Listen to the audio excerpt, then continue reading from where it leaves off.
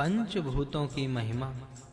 ते माता च ते पिता, तुम्हारी माता और तुम्हारे पिता द्यावा पृथ्वी जिस समय विस्तीर्ण पंचभूत के वृक्ष के ऊपर क्रीड़ा करते हैं, उस समय कहने की इच्छा करने वाला तेरा मुख दिखता है। अतः तुम बहुत कथन करो। पर्वत पर भार पहुँचाने वाले के समान इस प्रजा को सर्वदा समुत्पन्न करो, और इस प्रजा के मध्य भाग लक्ष्मी को प्राप्त करके शीत वायु में शुद्ध होकर बढ़ते हुए के समान तुम भी वृद्धि के प्राप्त हो जाओ। पर्वत पर भार पहुँचाने के समान इस नरपति को सब व्यवहारों में अग्रता समुत्पन्न करो। इसके अनंतर इसके राज्य के मध्य भाग लक्ष्मी को प्राप्त कर शीतल पावन में पवित्र होते हुए श्रेष्ठ कर्मों को करने वाले हो। जब इस पाप को भेदन करने वाले प्रजा के दुष्टों का नाश करने वाला स्थूल स्थिर दृढ़ राज्य पृथ्वी पर जम जाता है, तब इसके शत्रुओं और अजान के विनाश करने वाले क्षत्र ब्राह्मण बल ये दोनों गौ के चरण में लगे खुर के दो खंडों के सदृश शोभा देते हैं। जब विद्वान पुरुष सुंदर उत्तम वाणी वाले प्रजा के विविध कर्मों के विवेचक न्यायाधीश को प्राप्त होते हैं, जिस प्रकार जंगा भाग से नारी का पता लग जाता है, उसी प्रकार आंख से देखे गए प्रत्यक्ष से उत्पन्न सत्य ज्ञान को भी उनसे प्राप्त हो जाता है। जब हिरण जौ को खाता है, तब क्षेत्रपति पशु को पुष्ट हुआ नहीं मानता, प्रत्युतः वह अपने खेत का विनाश हुआई गिना करता है। इसी प्रकार राज्य कर्मचारी प्रजा के धन का भक्षण करते हैं, तो राष्ट्रपति राजा प्रजा के विनाश को देखकर अधिक दुखी होता है।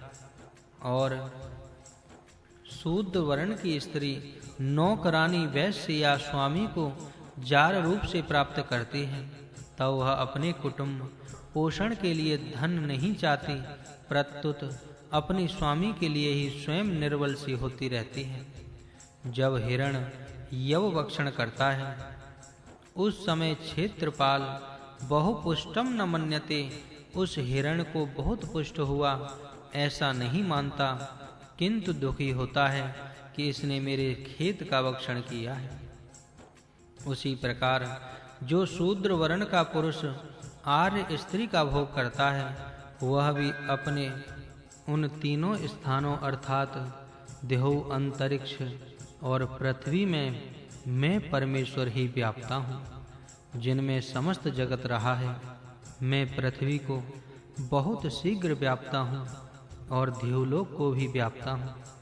एक अंगवा एक अंश से इस तेजोमय सूर्य के भी ऊपर के भाग को व्याप्त कर रहा हूँ। सब में निवास करने वाला परमेश्वर किन पदार्थों के अंतर में प्रविष्ट हुआ है, इस पुरुष के मध्य में कौन-कौन सी वस्तुएं अर्पण की हैं, यह तुमसे पूछता हूँ। कहो, यहाँ इस प्रश्न के उत्तर में तुम क्या कहते हो? पांचों भूत और उन पांचों सूक्ष्म रूप पंच तन मात्राओं के भीतर उन तीनों स्थानों पर अर्थात देह, अंतरिक्ष और पृथ्वी मैं परमेश्वर ही व्याप्ता हूँ। येष्टु विश्वम भुवनम आविवेश, जिनमें समस्त जगत रहा है, मैं पृथ्वी को बहुत ही शीघ्र व्याप्ता हूँ।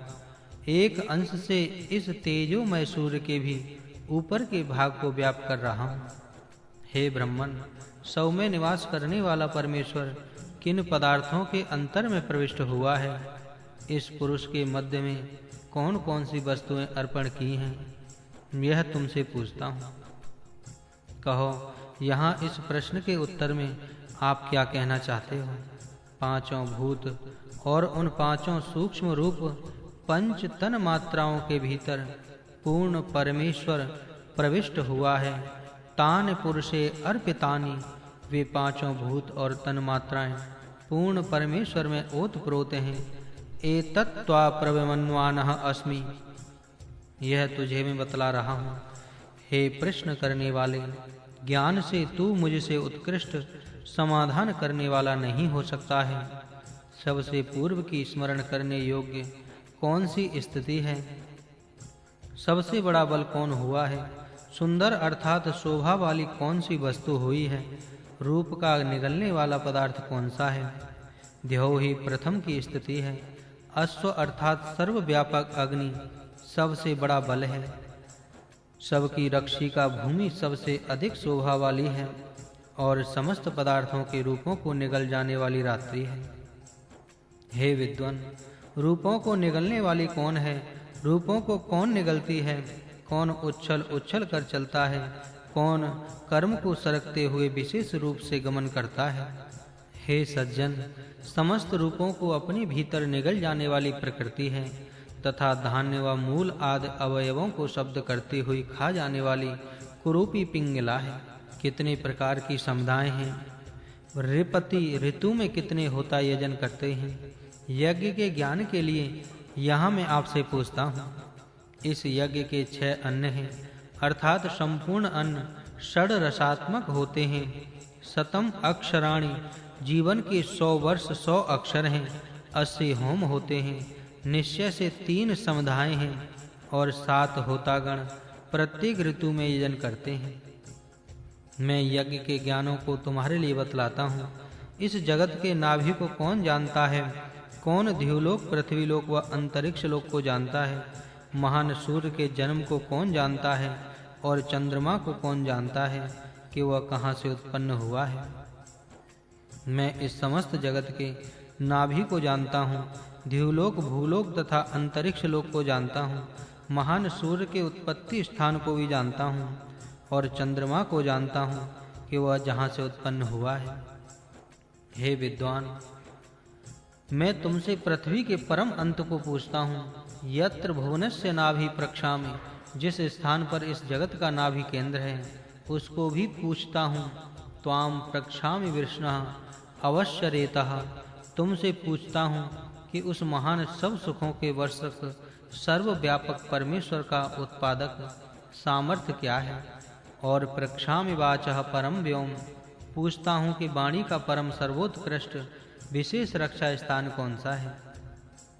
इयं वेदी पृथिव्याम परः अंतः, यह वेदी पृथ्वी का परम अंत है। अयम यज्ञ भुवनस्य नाभि, यह यज्ञ समस्त संसार का नाभि अर्थात परम आश्रय है। यह सोम ही महान व्यापक परमेश्वर का सर्वोत्पादक सामर्थ्य है और यह ब्रह्मज्ञानी वेदज्ञ विद्वान ही वाणी का परम व उत्कृष्ट स्थान है। जिस परमेश्वर से संसार का रक्षक सूर्य उत्पन्न हुआ और जिस सुंदर विद्यमान स्वयं सत्तावान उत्पत्ति नाश रहित सबसे प्रथम व पूर्व विद्यमान जगदीश्वर ने बड़े विस्तृत जलों से युक्त संसार के बीच समयानुकूल प्राप्त गर्भ अर्थात बीज को धारण किया है। होता ने महिमा वाले सोम के प्रजापति का यजन द्वारा सत्कार किया पूजित हुए। प्रजापति सोम रस को प्रीति पूर्वक सेवन करें और पान करें। होता तुम भी उसी प्रकार से यजन करो। हे सब प्रजाओं के स्वामी, तुम्हारे से भिन्न दूसरा कोई इस पृथ्वी आदि भूतों तथा सब पदार्थों से तथा रूपों से अधिक बलवान नहीं हुआ है, अर्थात तुम ही सर्वोपरि बलवान हो। हम जिन इच्छाओं को करते हुए तेरा यजन करते हैं ततः न अस्तु वह हमें प्राप्त हो, जिससे वयम रयीणाम पतयः स्याम, सब हम धनों के स्वामी होवें। घोड़ा, सींग गोवा वाला भेड़ा और नील गाय ये तीनों प्रजापति के हैं।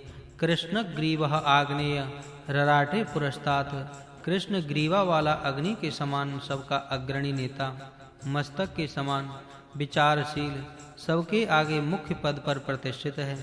जिस प्रकार सरस्वती वाणी स्वयं दोनों जबड़ों के बीच में होती हैं, उसी प्रकार उनके निर्णय के बीच में वह वाणी होती है। शरीर में जिस प्रकार बाहु है, उस प्रकार दोनों बाहुओं के स्थान पर दोनों अश्विनी कुमारों के सदृश बीज पुरुषों के राष्ट्र रक्षा में नियुक्त करें। श्याम वर्ण का नाभि में लगा हुआ सोम, औषधि रस का ज्ञानी वैद्य और पोषक अन्न का उत्पादक कृषि विभाग अध्यक्ष योग्य स्थानों पर नियुक्त करें। सूर्य और यम के गुणों को दिखाने वाले सफेद और काली वर्दी पहनने वाले 2 मुख्य अधिकारी शत्रु सेना की शत्रुओं से विनाश करने वाले हैं। उनको राष्ट्र शरीर के जंगा स्थानीय भाग में नियुक्त करें। प्रक्ष भाग में वायु के समान तीव्र प्रचंड बलवान तेजस्वी अधिकारी पुरुष को राजा लगाए। उत्तम कार्य करने वाले इंद्र सेनापति के कार्य के लिए अर्थात शत्रुओं के नाश करने के लिए राजा, योग्य वीर उत्तम कार्य करने वाले इंद्र सेनापति कार्य के लिए शत्रुओं के नाश करने के लिए राजा योग्य वीर पुरुषों को स्थापन करें। सर्वव्यापक सामर्थ्यवान पद के लिए अति उत्तम वीर पुरुष की नियुक्ति करें।